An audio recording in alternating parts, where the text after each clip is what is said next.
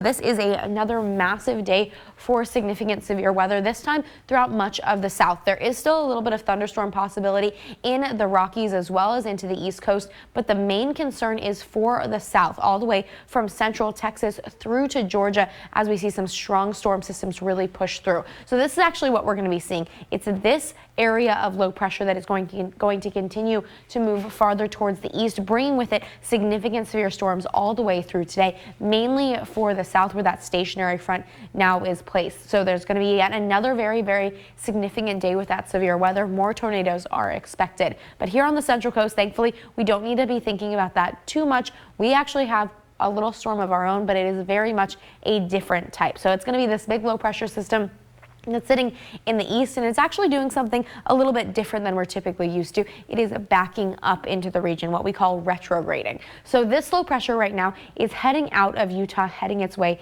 into Nevada. It's just going to linger a little bit longer and still push farther towards the west. It's that movement that's going to really impact us here. It will be bringing a couple scattered showers, even the potential for some snow in the high Sierras for the next couple of evenings. But for us, it really means that we're going to be seeing some more offshore flow. That's going to take that air from those higher elevations, compress it down towards our coast, and really warm us up pretty significantly. So because of this low pressure, we're actually going to be seeing warmer and sunnier conditions over the next few days.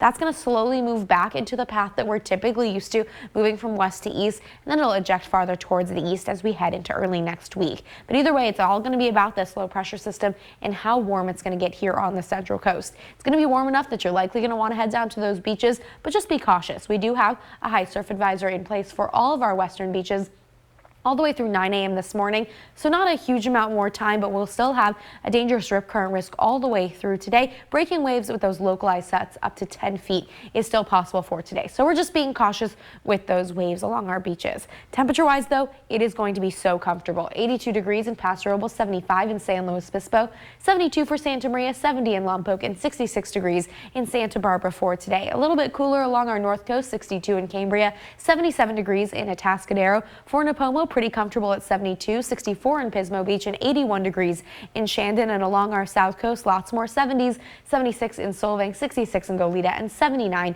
in the Coyama Valley. Here's a look at that 7-day forecast, warming up even more, nearly 90 degrees Saturday and Sunday in Paso Robles. Then that low pressure will move farther towards the east, cooling us down just a little bit, and we're still going to be seeing comfortable conditions with lots of sunshine, but a little bit cooler than we're expecting for this weekend. Neil, back to you. All right, Vivian.